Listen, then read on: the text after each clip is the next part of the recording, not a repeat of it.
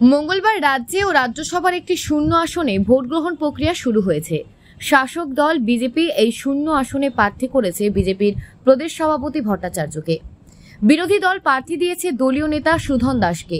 মঙ্গলবার সকালে রাজ্যসভার প্রার্থী নির্বাচিত করার লক্ষ্যে ভোট দিতে গিয়ে মুখ্যমন্ত্রী ডক্টর মানিক সাহা বলেন, দলীয় প্রার্থী রাজীব ভট্টাচার্য নিশ্চিতভাবে জয়ী হবেন। প্রসঙ্গক্রমে তিনি বলেন, বিজেপি এবং তাদের সহযোগী আইপিএফটি এবং তিপ্রামথার মোট ৪৭ জন বিধায়ক রাজীব ভট্টাচার্যকে ভোট দেবেন।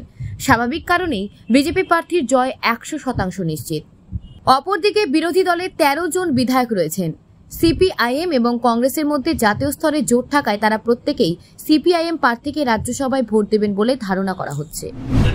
জয় রাজ্যসভার আমাদের মনোনীত প্রার্থী ভারতীয় জনতা পার্টির পক্ষ থেকে আমাদের যে রাজীব ভট্টাচার্যকে আমাদের ৪৭টা ভোট 47 ভোট টোটাল, মানে বিজেপি, তিপ্রামথা এবং আইপিএফটি টোটাল 47 ভোটেই আমাদের রাজীব ভট্টাচার্যের পক্ষে পড়বে, অর্থাৎ আমাদের ভারতীয় জনতা পার্টির পক্ষে হবে নিশ্চিত জয়। এর মধ্যে আর কোনো প্রশ্ন না। দেখুন, আমাদের 2018-তে ভারতীয় জনতা পার্টির নেতৃত্বে সরকার আসার আমরা ত্রিপুরা রাজ্যে সরকার পরিবর্তন হয়েছে, ভারতীয় জনতা পার্টির নেতৃত্বে সরকার পরিচালিত হয়েছে। 2023-এও দ্বিতীয়বারের মতো সরকার এখানে আমরা ভারতীয় জনতা পার্টির নেতৃত্বে সরকার পরিচালিত হচ্ছে।